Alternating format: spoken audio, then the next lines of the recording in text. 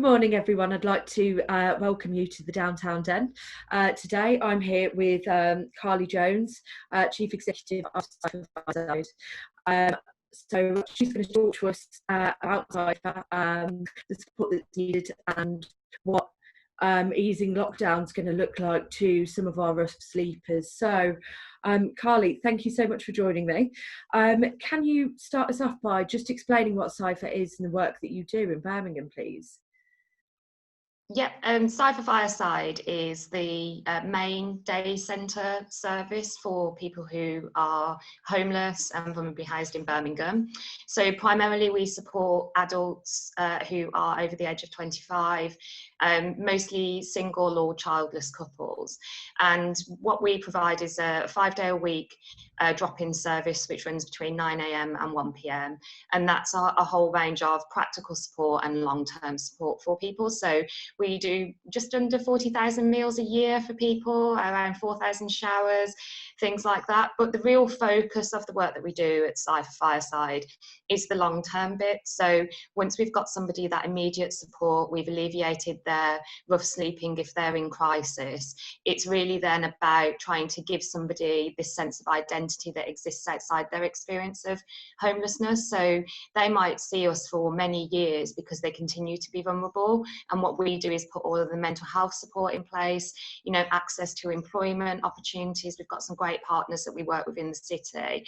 And we even do arts programs, recreational activities, you know, whatever it is, all those things that we take for granted that make us feel like us, that make us feel like we can participate in our community. That's what we work on. And it's quite a long journey sometimes, and people dip in and out, and we're that static, constant in their lives, we hope, to really try and support people into meaningful and sustainable recovery. And have you got any success stories that you could share with us from any of your clients? Yeah, I mean, we've got quite a few really, and we've even had some during lockdown, which has been amazing. One of the key success stories, I guess, that we would say we had, and we've got a few that are like this. I mean, we had an individual who was a victim of modern slavery, and he came to us probably about 3 years ago now, and he was rough sleeping and needed support with absolutely everything. And we managed to work with one of our partner organisations, Urban Emporiums, who have coffee shops on Church Street and in the Jewellery Quarter. And they offered him a job, and we worked with him in terms of supporting all the other issues that he had.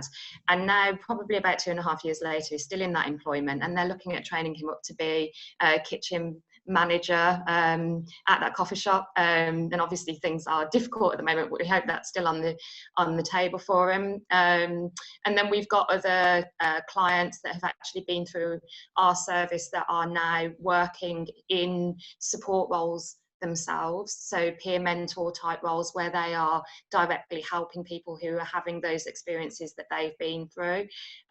So yeah, we see quite a lot of successes, even though it's a hard and challenging environment. You know, people do come out of it, and it's a really important message to share, actually. And how many sort of people would you say you cater for or support a week, you know, pre-COVID times?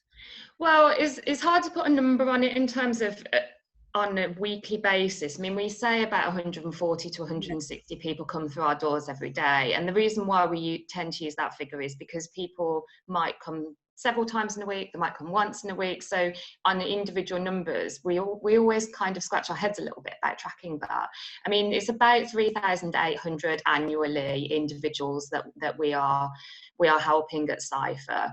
But you know, in last summer at its peak, we were seeing over 200 people through the doors, and at that point we were starting to ask ourselves, you know, what do we need to do here, because the numbers were getting so high. So it does come in peaks and troughs, but generally it's around that. So it's a lot of people that you're supporting in the city, isn't it? So how has COVID impacted you? I mean, the main impact for us has been the closure of the drop-in service. So although we have been able to continue providing other services through telephone appointments and things like that, you know, the drop-in service is really the main feed for accessing all of the other support that we have in place at SIFA Fireside. And it's a real anchor for people, you know, for us to know that they are safe and for them to feel they've got a safe space to go to. So, you know, the impact has been significant, and we have seen some of our clients, and when we do our safe and well checks with our clients every week, we're doing about 200 of those at the moment. They're saying, when are you opening? When will SIFA be back? And it's not about the food, and it's not about the showers and all of that kind of stuff. As wonderful as that provision is, it's about the inclusion, and it's about the support and the safety that the drop-in gives us. So, you know, to say that we were devastated about having to close would be a bit of an understatement, if I'm honest. No, I can absolutely understand that.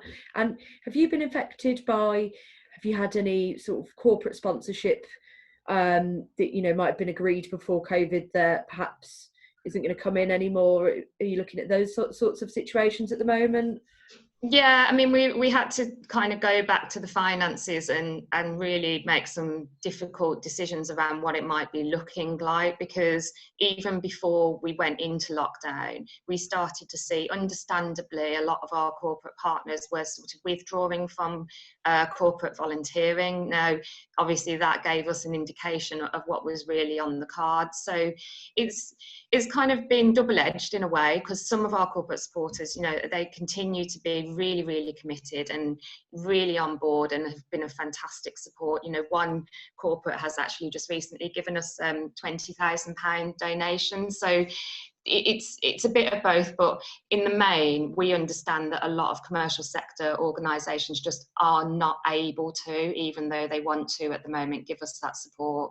And likewise with events and individual giving and things like that, we've had some fantastic support from people, but equally there has been a bit of a decline as well, because people just don't have the capacity. And we don't, you know, we're not trying to make people feel bad about that. We totally get what's going on and the reality of the situation for people. So it's how it is, unfortunately. Well, I know you have been quite reactive to that, haven't you? With launching the big Brewery Campout, which is this weekend. Yeah. Tell us a little bit about that. So the big Brewery Campout was really the brainchild of a few of us. We've got Wilderness Restaurant involved and East Village PR, and we're kind of trying to figure out, well, what could we do that would be fun and help us raise some awareness. You know, there is a kind of critical need around funds for SIFA Fireside. So the Campout really was about saying, how do we bring people together in a time when they can't physically be together? And we thought that was lovely. It's spring, you know, it's that people are getting out in their gardens at the moment, and so we're saying, just, you know, put a tent up, do some great activities, stream the music, do all of that kind of thing.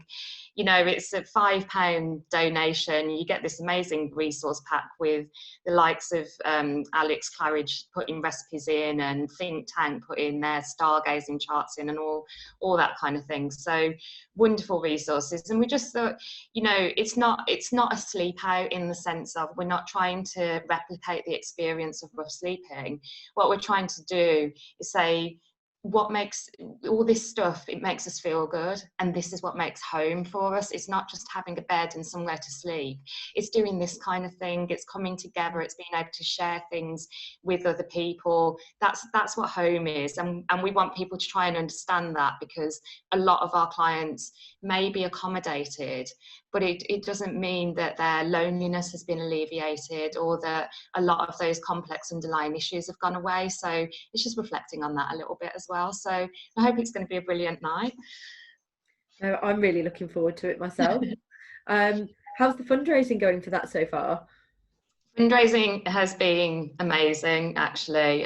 We've got nearly 250 people signed up now, but we still want more. There's 1 million people in Birmingham, and they're all at home, so we can do better, I'm sure. Yeah, we've got probably, I think, on our £50,000 sort of emergency appeal that we wanted to raise.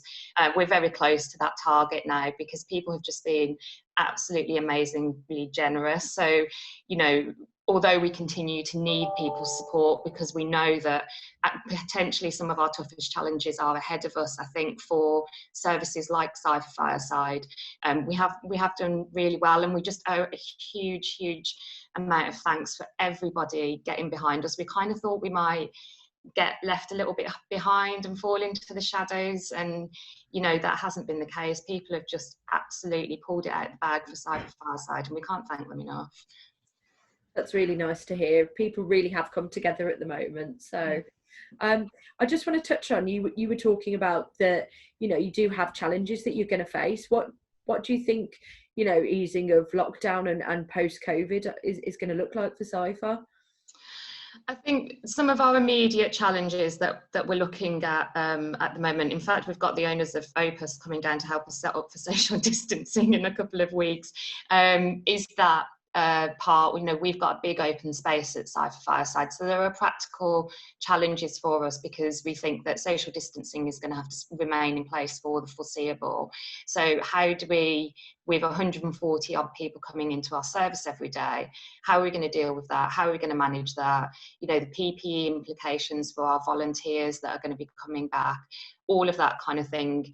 That there are sort of immediate challenges, but for our clients as well, what we're also looking at is what are the implications around their accommodation. There is a number of people that have been accommodated in response to the public health emergency. So potentially the implication of that is once the public health emergency is ended, what happens to their accommodation? So part of our role now at SIFA Fireside is working with the city, and the city is very committed to making sure that once lockdown eases, we do not have this sudden spike in rough sleeping. You know, I think we've probably got about 10 to 15 people that are out on the street at the moment, which is phenomenal. We haven't been in this position with rough sleeping in years. What an opportunity, but it's equally a challenge because it's got to be resourced. So that's the kind of thing that we're sort of trying to look at now, to say, well, how do we take what was a very challenging situation, it created a fantastic opportunity for us. How do we maximise that in the long term? Absolutely. And you know, I'm sure that our wider membership base is probably going to tune into, you know, what you've been talking about today. What can we do to support other than, you know, signing up to the big Brewery Campout? How can we help? I think, you know, our hope is we had a lot of conversations with commercial sector partners before we went into lockdown around, obviously there's the financial help and there's corporate volunteering in the traditional sense of how we've done it, but actually some alternative ways of getting involved as well, and looking at our back office and our infrastructure support, where we tend to really struggle from a resource point of view. And I would say, you know, if there are commercial sector organisations out there with specific specialisms, you know, we often talk about marketing, but there's HR, IT, all those kinds of things.